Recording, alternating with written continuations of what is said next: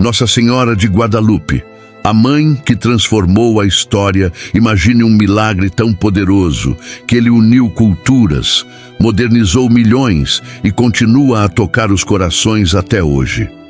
Em uma manhã de inverno de 1531, um humilde camponês recebeu uma visita que mudaria a história para sempre. Este é o relato extraordinário de Nossa Senhora de Guadalupe. Vamos voltar no tempo, para o México do século XVI. Uma era de grandes mudanças culturais e espirituais. Os conquistadores espanhóis trouxeram consigo o catolicismo, encontrando-se com um povo de rica tradição e crença, os astecas. Foi neste cenário que começou a história de Nossa Senhora de Guadalupe. México, ano de 1531. Os missionários espanhóis tentavam em vão apresentar o Evangelho de Jesus Cristo aos índios astecas. A dificuldade era grande. Aquela população já habitava o México há milhares de anos. Seus deuses eram o sol, a lua, as estrelas, além do deus pagão, que era a serpente. Por esses deuses eles ofereciam sacrifícios humanos. Os missionários apenas conseguiam converter alguns poucos índios. Um destes índios se chamava Cuautitlán Toatzin e havia sido batizado com 50 anos de idade, quando recebeu o nome de Juan Diego. Juan mudou profundamente sua vida após conhecer o catolicismo. Junto com sua esposa, que recebeu o nome de Maria Lúcia, e o seu tio, Juan Bernardino, eram cristãos fervorosos, que caminhavam até 24 quilômetros por dia para participar da missa no povoado de Tlatelolco e dos encontros de catequese promovidos pelos franciscanos. Após a morte de sua esposa, Juan passou a morar com seu tio, e no dia 9 de dezembro daquele ano, quando ele se dirigia à celebração eucarística, passando pelo Monte Tepeyac, ouviu o som de pássaros e uma voz suave lhe chamando. Juanito, o mais pequeno dos meus filhos, onde vais? Juan Diego não tinha dúvidas. Aquela jovem que aparentava ter 15 anos, vestida como os deuses que sua antiga crença pregava. Seu manto era de estrelas, o sol estava atrás de seu corpo, a lua estava sob seus pés. Era a mãe de Deus. Ela sozinha era maior que todos os seus antigos deuses. Ele então respondeu: Senhora minha pequena, vou à tua casa, na cidade, para participar das coisas divinas e aprender os ensinamentos que nos dão os nossos sacerdotes, delegados de Nosso Senhor. Segundo Nican Moporrua, escrito pelo sábio índio Antônio Valeriano, responsável por transcrever os textos sobre as aparições, o diálogo continuou com as seguintes palavras, da Santíssima Mãe de Deus. Quero que tu, o mais pequeno dos meus filhos, saiba que eu sou a sempre Virgem Maria, Mãe do verdadeiro Deus, aquele que é o Criador de todas as coisas, que dá a vida e é Senhor do céu e da terra. Eu sou também a vossa mãe, cheia de misericórdia, e por isso desejo vivamente que aqui me seja construído um templo, para que nele possa mostrar o meu amor, a minha compaixão, dar-te ajuda e defesa a ti, aos habitantes deste lugar, a todos os meus devotos, que me invocam e têm confiança em mim. Nesse lugar quero ouvir os seus lamentos, vir ao encontro de todas as suas misérias, sofrimentos e dores.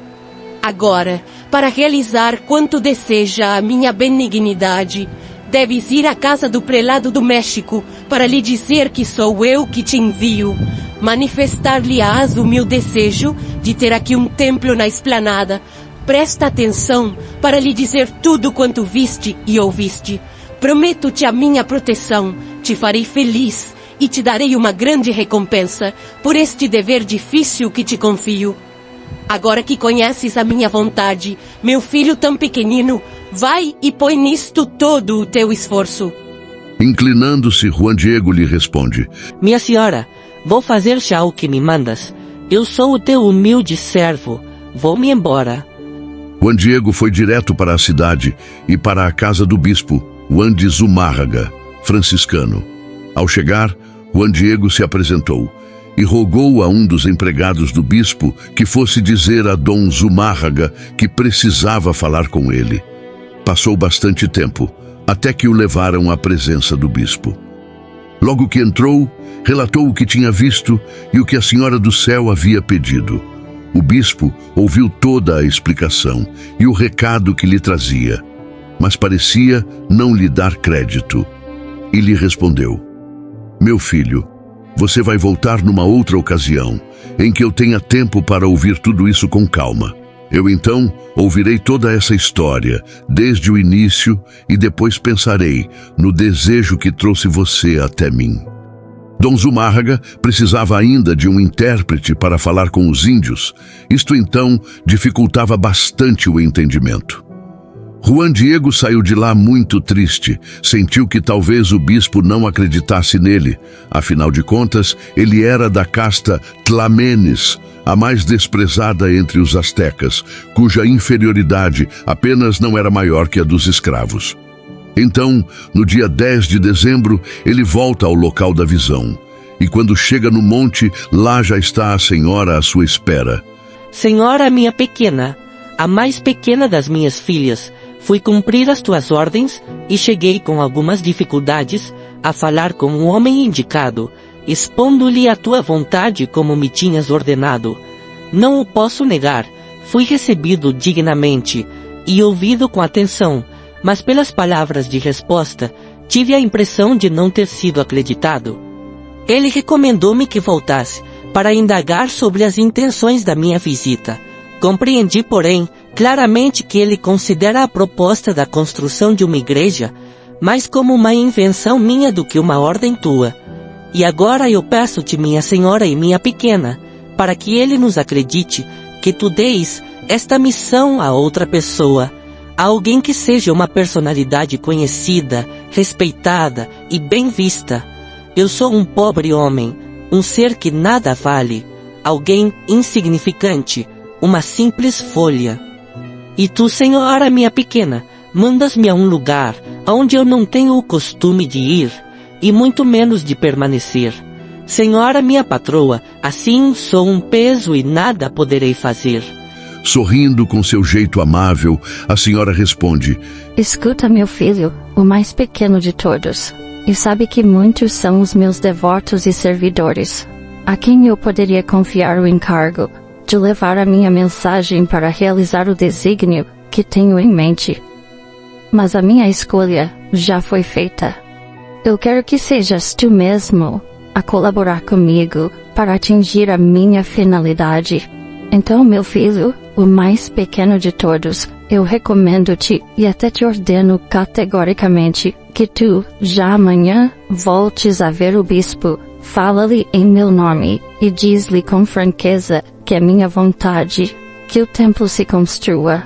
Repete-lhe, ainda que sou eu mesma a mandar-te, a sempre Virgem Maria, Mãe de Deus.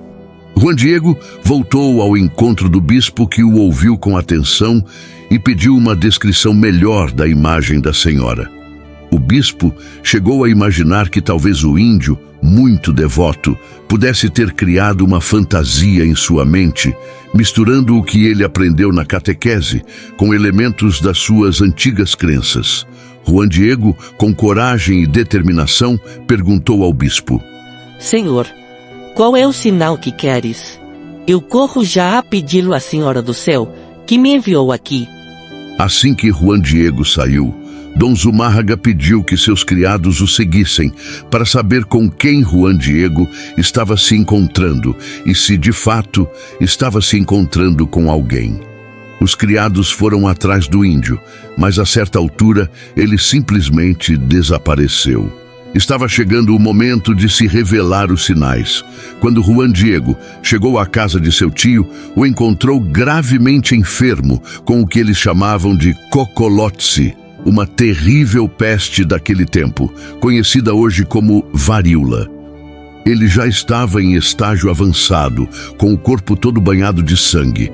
Juan Diego buscou um médico para ficar junto do seu tio. Como não havia cura para a doença, então o tio Juan Bernardino pediu ao seu sobrinho que fosse chamar um padre, para que ele pudesse se confessar e receber a extrema unção. E Juan Diego assim o fez. Era o dia 12 de dezembro de 1531. Para chegar até o padre, ele teria que passar pelo Monte Tepeyac, onde a Virgem Maria aparecia a ele. Preocupado com o seu tio, Juan fez um caminho desviando do monte, pois pensou que se acaso encontrasse a senhora, ele se atrasaria para encontrar o sacerdote e assim ministrar os últimos sacramentos ao seu tio. Enquanto ele passava pelo monte, até envergonhado por estar fugindo da senhora, ela apareceu e foi ao seu encontro, iniciando o seguinte diálogo. O que é, meu filho tão pequeno? Onde vais? Senhora minha filha, a mais pequena das minhas filhas, vejo que te levantaste muito cedo e desejo que estejas bem. Como desejaria que estivesses contente, mas devo dar-te uma má notícia. O meu tio, teu servo, está muito mal, ferido pela peste e já em agonia. Devo ir a toda a pressa à casa da tua cidade para chamar um dos sacerdotes amados pelo nosso Senhor, para que vá consolá-lo e ajudá-lo a morrer bem. Cada um de nós, desde que nasce, é destinado à morte. Agora, minha senhora e minha pequena, devo ir primeiro cumprir esta obrigação, depois voltarei aqui para receber a tua mensagem. Perdoa-me, tem paciência comigo. Eu não te engano, minha filha pequenina. Logo que for possível, voltarei amanhã. Juan Diego fica de joelhos. A senhora fixou intensamente o olhar nele. E ela, com as mãos juntas, diz amavelmente: Escuta, meu filho, o mais pequenino dos meus filhos, e procura compreender bem. O teu coração está perturbado, mas não te aflijas por uma coisa de nada. Nenhum gênero destes males deve ser para ti um motivo de preocupação. Não estou aqui. Eu, que sou a tua mãe, estás sob a sombra da minha proteção. Eu sou a tua salvação. Tu estás no meu coração. De que tens ainda necessidade? Não sofras mais por isto. Quanto ao teu tio, sabe uma coisa? Ele não morrerá desta doença. Tenha certeza de que ele já está curado. Nossa Senhora e o índio Juan Diego. Não estou aqui. Eu que sou a tua mãe. O mensageiro de Maria então se acalmou e ficou muito feliz. Novamente podia sentir a paz em seu coração. Tinha a absoluta certeza de que seu tio estava curado e ficou à completa disposição da senhora. A Mãe de Deus então lhe pediu que fosse até a montanha. No cume da colina, encontrarás a surpresa de flores desabrochadas. Só tens de escolher e de trazê-las aqui. Vai, espero por ti. O índio foi correndo para o cume do monte. Estava tão feliz que nem sentiu suas pernas cansarem. Mas o Tepeyac não era um monte em que haviam flores. Ainda mais no mês de dezembro, em que o gelo estragava tudo, nem erva daninha resistia lá. Mas quando ele chegou, encontrou um espetáculo de rosas desabrochadas e perfumadas. Eram as conhecidas rosas de Castela, muito raras, ainda mais naquela época do ano. Ele as recolheu em seu manto, conhecido também como poncho ou tilma, e desceu o monte para se encontrar com a Senhora do Céu, que lhe disse: Filho meu, o menor de todos, estas flores são a prova e o sinal que você vai levar ao bispo. Diga-lhe em meu nome, que ele veja nelas a minha vontade e que ele a cumpra. Você é o meu embaixador, muito digno e de confiança. Eu ordeno rigorosamente que você só abra sua manta diante do bispo para mostrar o que você está levando. Conte tudo a ele, para que ele erga aqui o templo que eu pedi. Depois disso, Juan Diego caminhou em direção à cidade, muito contente e com muita segurança que dessa vez tudo iria sair bem. Segurava com muito cuidado o seu poncho para que nada caísse. e se deliciava com o perfume das lindas flores que levava. Chegando à casa do bispo, os criados do prelado não quiseram incomodar Dom Zumárraga e pediram que Juan Diego esperasse do lado de fora para ver se ele desistiria de mais uma vez incomodar o bispo. Juan Diego esperou e quando os criados sentiram o aroma das rosas, ficaram surpresos e tentavam pegar as rosas do poncho, mas Juan Diego não deixava. Impressionados, os criados finalmente levaram Juan Diego até o bispo, a quem o índio disse: Senhor, exprimiste o desejo de receber um sinal, para poderes acreditar em mim e dares início à construção da igreja. Levei o pedido à minha Senhora, Santa Maria, Mãe de Deus, que não teve dificuldade em acolhê-lo. Hoje de manhã, mandou-me subir ao topo da colina, onde a tinha visto noutras vezes, com o encargo de colher ramos de flores. Mesmo sabendo que aquilo não era um jardim, mas um lugar cheio de espinhos, fui da mesma forma, e encontrei como que um jardim do paraíso, muitas flores cintilantes, molhadas pelo orvalho. Ela recomendou-me que voltasse aqui para as trazer só a ti, como o sinal que pediste, para que te convenças de que vim por sua ordem e decidas fazer a sua vontade. As flores estão aqui comigo, elas são para o Senhor. Juan Diego então abre o seu manto e deixa cair as belas e perfumadas rosas. Todos ficam espantados quando algo mais surpreendente acontece.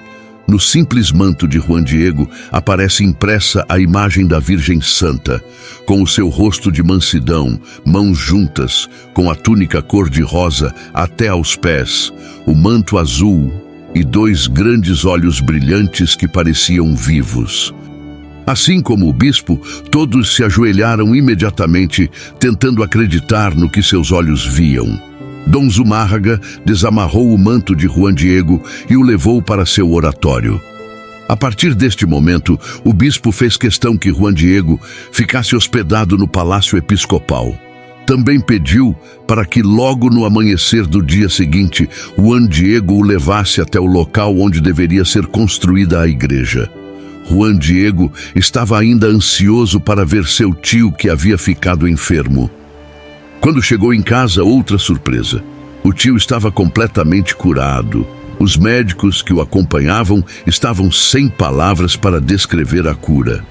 Juan Bernardino, o tio, descreveu que ele também viu a jovem rainha, que o curou. Imediatamente iniciaram a construção. O bispo e até mesmo o governador trabalharam como operários nesta obra que de tempos em tempos foi sendo reformada. Em 1976, foi inaugurada uma nova basílica muito maior.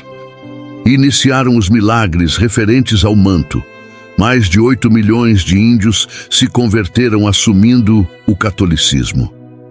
Havia dias em que eram realizados 15 mil batismos de índios que, por amor à jovem rainha, queriam se tornar cristãos.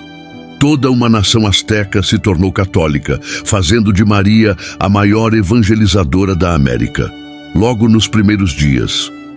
Após a impressão milagrosa da imagem no manto, durante uma procissão, um índio foi ferido por uma flecha no pescoço que atingiu a jugular e a traqueia. Os médicos nada puderam fazer. O índio morreu e o cadáver foi colocado no andor de Nossa Senhora de Guadalupe.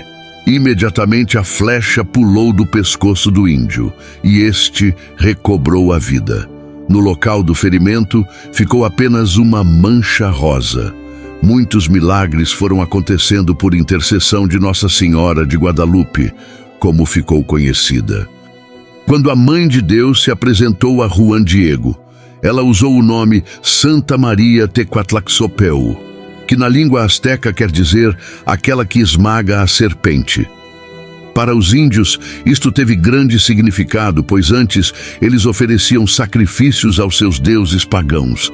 Já para os colonizadores espanhóis, a dificuldade em pronunciar o nome Tecuatlaxopeu era grande.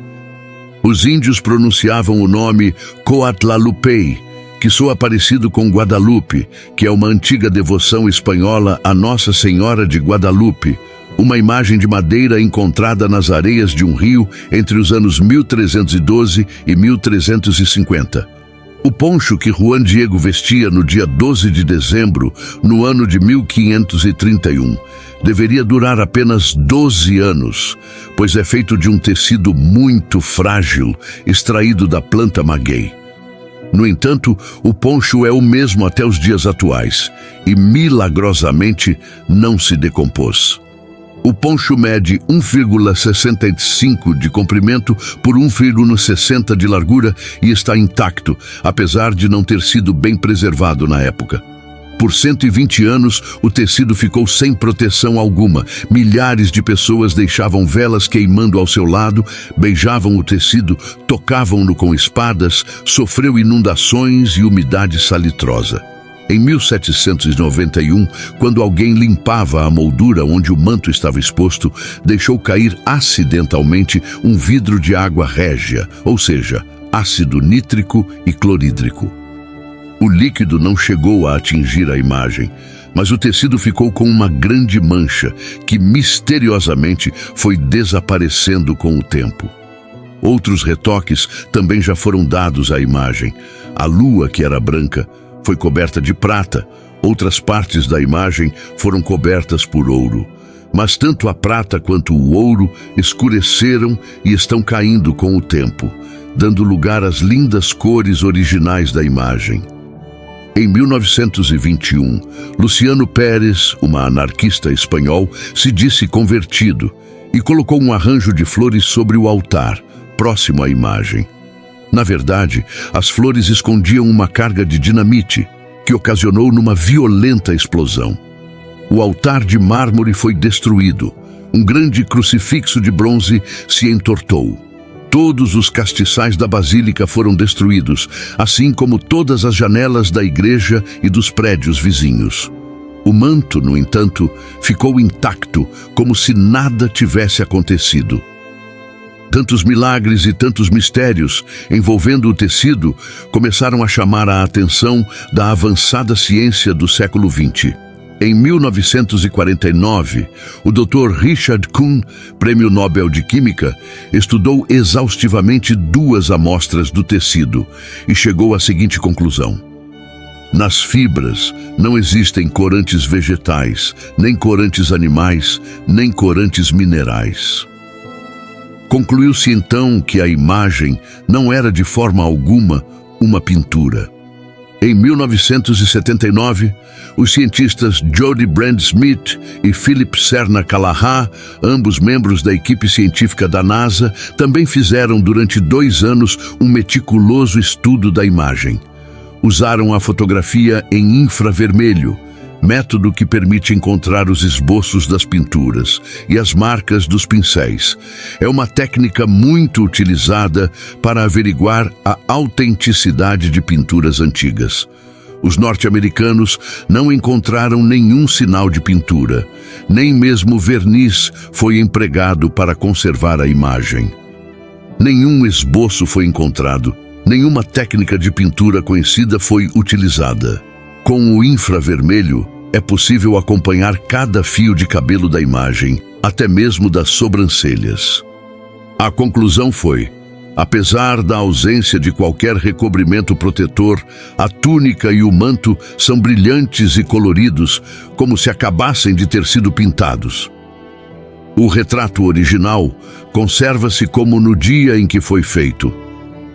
Pode-se notar que depois de mais de 450 anos, não existe descoloração nem rachadura da figura original, em parte alguma do poncho que, por não conter emplastro, deveria ter se deteriorado já há centenas de anos. Fazendo ainda uma análise microscópica do manto, perceberam que a imagem está separada do tecido 0,3 de milímetro, ou seja, a imagem está flutuando, não está impressa. No 4º século de existência da imagem, o fotógrafo oficial da Basílica, Alfonso Marquet, revendo alguns negativos fotográficos, encontrou uma figura humana nos olhos da imagem de Nossa Senhora de Guadalupe. Era o ano de 1929 e a igreja mexicana estava sofrendo perseguição. Portanto, achou melhor não divulgar a notícia da figura humana no Olha de Maria. Mas em 1951, o fotógrafo e pintor mexicano José Salinas Chaves, ao examinar detalhadamente os olhos da Virgem com lentes, redescobriu o que parecia ser um rosto humano minúsculo nas pupilas dos dois olhos dela. 20 ilustres oftalmologistas examinaram os olhos da Virgem usando aparelhos especializados.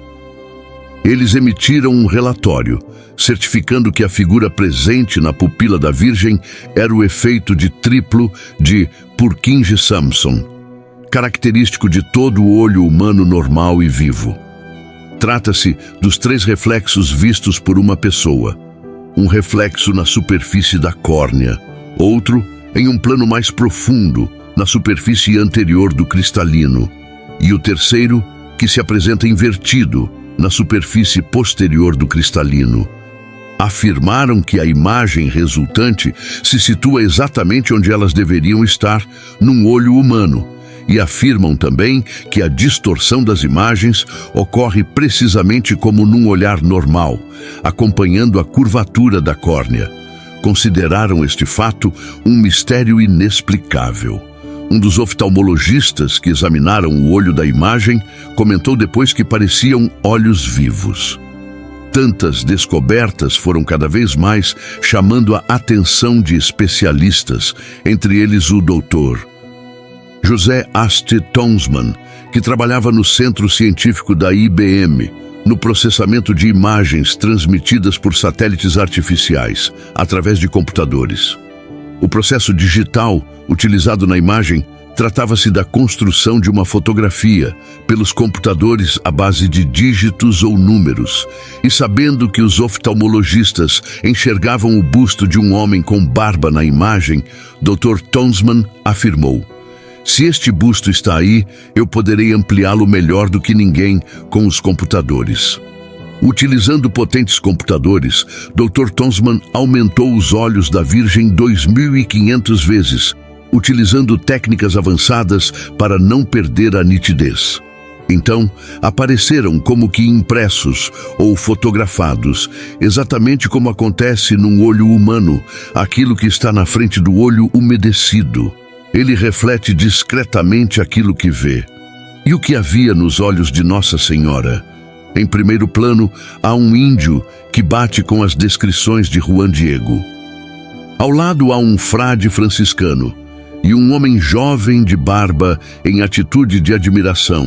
É sabido que Dom Zumárraga era franciscano e que precisava de um intérprete para conversar com os índios. Estava solucionada a figura que tanto chamou a atenção dos oftalmologistas.